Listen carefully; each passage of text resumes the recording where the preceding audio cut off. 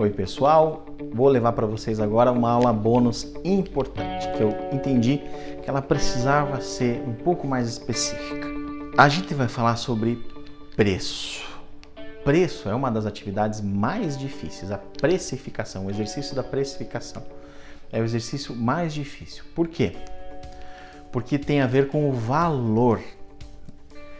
E o valor, ele se mistura com coisas que são racionais e coisas que são irracionais. Por exemplo, eu acho que o meu desafio 21 dias cristão digital vale R$2.000. Eu acho. Eu pagaria, Stachon, com base no que eu sei que eu estou entregando para vocês ao longo desses 21 dias, sei que eu pagaria R$1.000, R$2.000, até R$3.000 eu pagaria nesse conteúdo. Porque ele é muito mastigado, ele tem exemplos de verdade, ele é real, não é um professor teórico, sabe? Alguém que vive isso e está conseguindo orquestrar isso com o mundo cristão. Eu pagaria de R$2.000 a R$3.000. Então, isso é o quanto vale para eu que percebi somado a um racional numérico, né? Tá bom, Stachon, mas quanto as pessoas pagariam? Eu acho que uma pessoa normal, não sendo eu, e eu trabalho numa instituição de educação, então eu sei quanto as pessoas pagam, né? Um curso como esse, como o meu, as pessoas pagam R$1.500, R$1.800. Pagam. Esse como o meu, sem entender detalhes ainda da questão que é um curso focado para o mercado cristão, né, com signos e significados ali muito específicos. Mas se fosse só um curso de marketing, puramente marketing digital, R$1.800. Você tem ideia, um curso somente de Facebook custa R$900. Ele é um dos temas que nós temos aqui. Tá, então, já que você acha que pagaria R$1.000, R$1.200, por que você está vendendo a 97?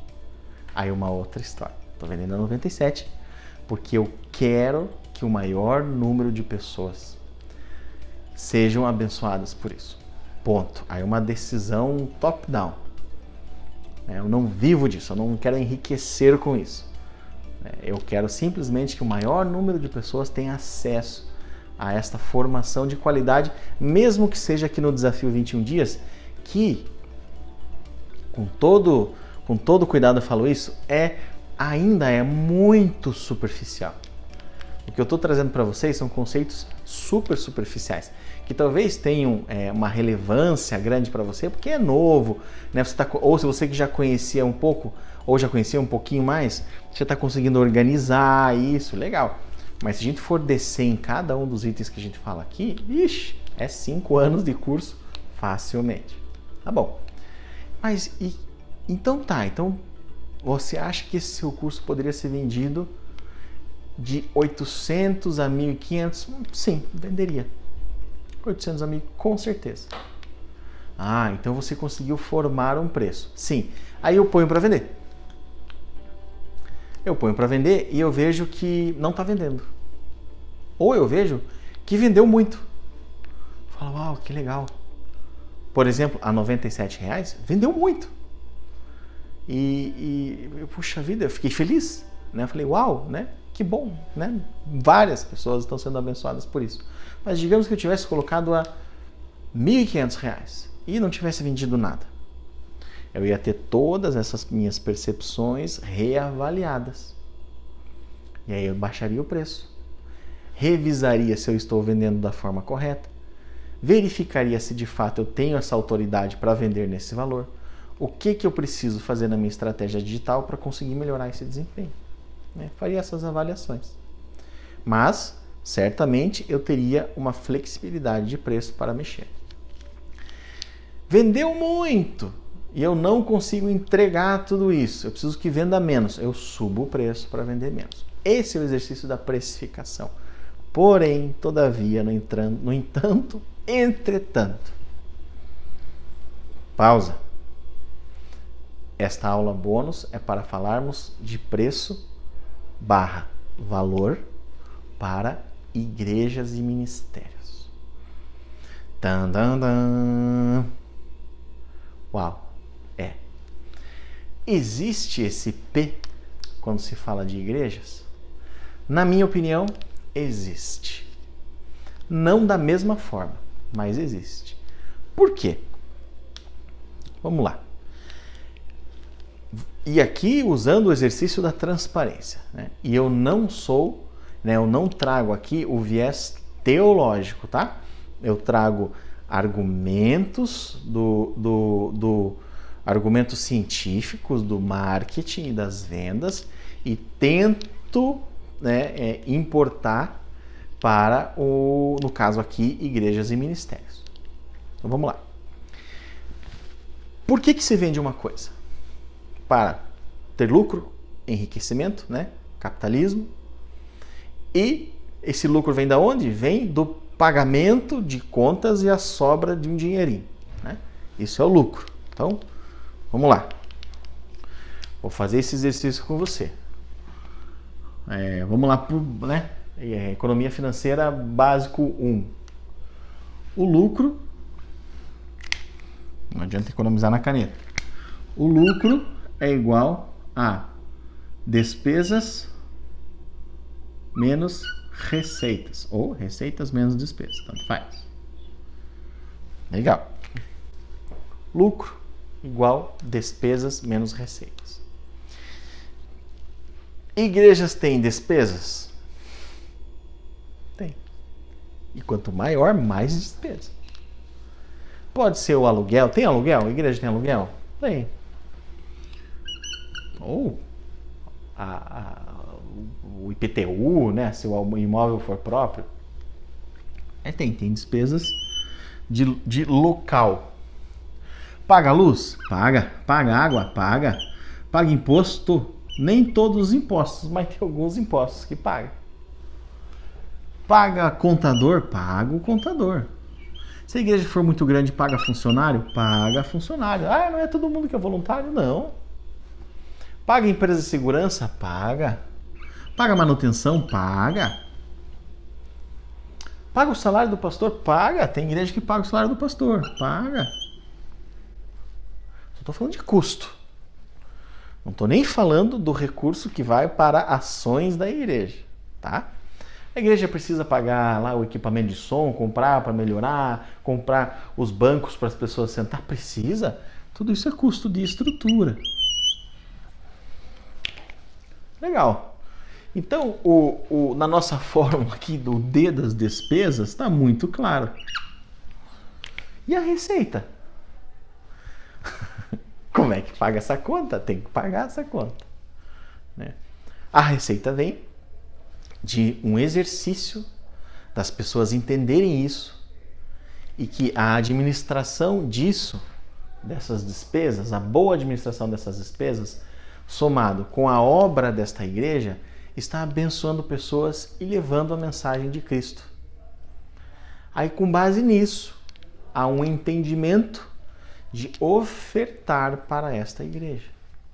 Não vou aqui entrar no dízimo, oferta, não vou entrar nisso, mas há um desejo estimulado, quase que vocacionado, de um ser humano que não está devendo para essa igreja, ok? Ele não está devendo um serviço, nada, mas há um desejo criado de retirar o recurso do bolso, que poderia ser usado para fazer uma viagem, que poderia ser usado para comprar uma coisa nova para casa, que poderia ser usado para ir para poupança, que poderia ser usado para qualquer coisa, pegar esse recurso e entregar naquela igreja.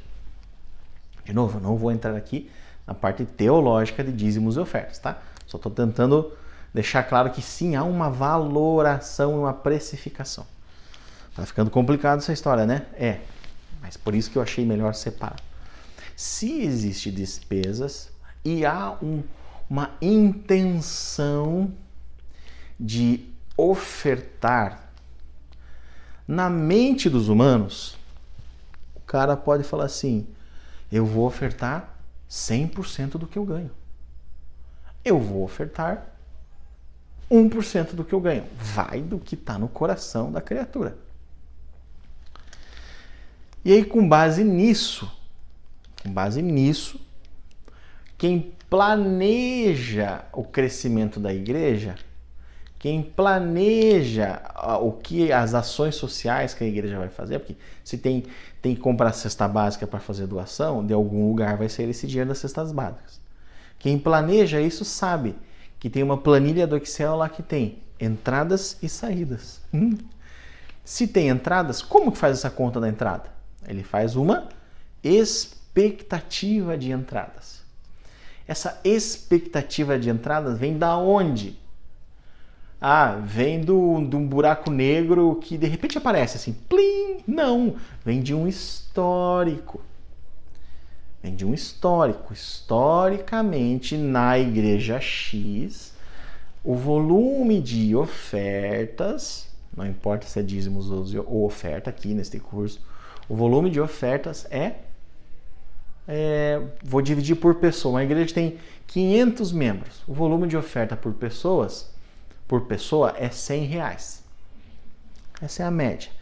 Então, quem está administrando sabe que, por mês, um maninho lá com o coração correto vai ofertar R$100. Se é um ministério de louvor, ele sabe que, em média, se fosse no passado, seria quantos CDs compra, né?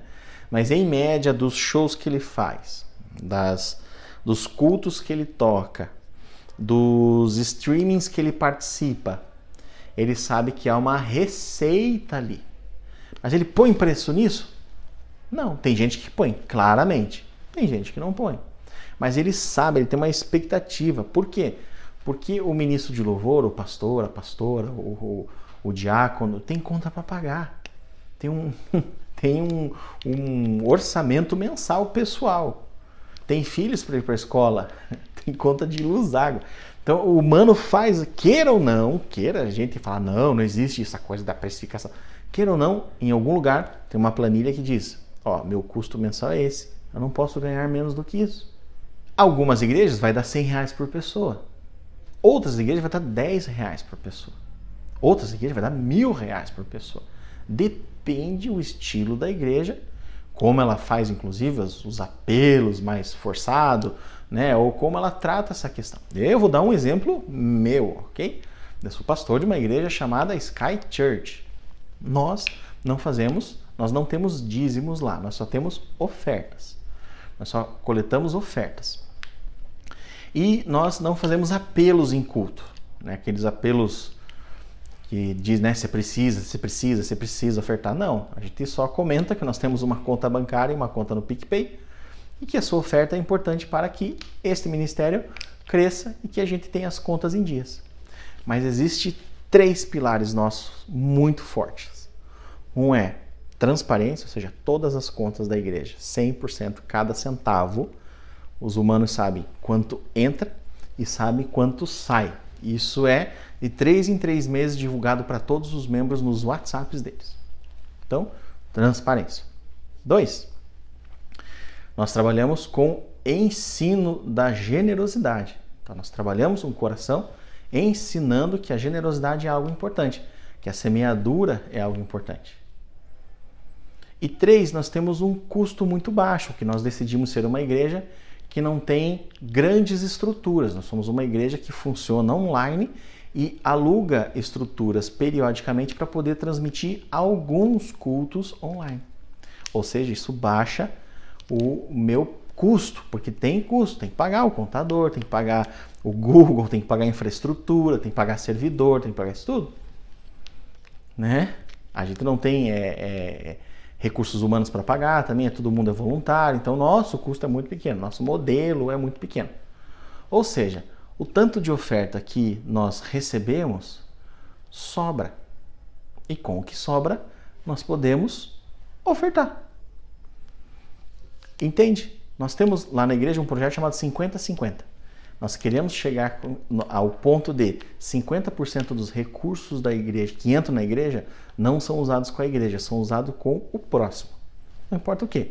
O missionário, a doação, a ajuda, a cesta básica, né? Não importa. 50% entrou, não é nosso. A gente já separa. Nós vamos, ao longo dos anos, crescendo. Esse ano a gente está no 10%. Já é assim, 10% de tudo que entra já não é nosso. A gente separa numa conta separada e faz as doações. Por que a gente consegue fazer isso? Por causa desses 3 pilares. Oferta, transparência, ensino da generosidade. Né? Então é o nosso jeito. Mas eu sei mais ou menos qual que é o nosso histórico de ofertas. Baseado no nosso modelo de ofertas. Então, eu não vou amanhã comprar um terreno de R$1 milhão. Não faz sentido. Eu não vou amanhã me comprometer com um missionário na África que tem um custo de $4.000 por mês. Não, ainda não podemos. Ou seja, tem sim uma despesa entendida, uma receita entendida, que gera um lucro e, se não for bem administrada, gera um prejuízo. Com base nisso, eu sei o preço da Igreja Sky. Eu sei. Ah, mas você avisa isso para as pessoas? Não. Aí entra a maluquice da igreja. Com base naquilo que a gente atende as pessoas, com que a gente está entregando, alguma coisa no coração delas fala: uau, eu vou ser generoso com essa igreja e eu vou entregar mais. Eu vou entregar mais. É diferente, né? O preço / valor é diferente na administração da igreja. Então, aos amigos aí que são pastores, que são diáconos, que são pregadores, eu queria muito ouvir lá no grupo a opinião de vocês sobre isso, porque é um assunto polêmico, é um assunto difícil de lidar, é um assunto que na prática, na verdade, ele é executado, mas é pouco lidado com isso, tá bem? Eu precisava ter esse esclarecimento, separando o preço, né, para empresas, profissionais liberais, produtos e serviços, e o preço e valor para a igreja. Valeu? Essa foi a aula bônus para a gente poder detalhar um pouquinho melhor isso, completamente fora do nosso cronograma, mas eu achei importante trazer isso a mais. Não se esqueça, lá no grupo, não se esqueça, pede ajuda e comemora. Valeu, um abração!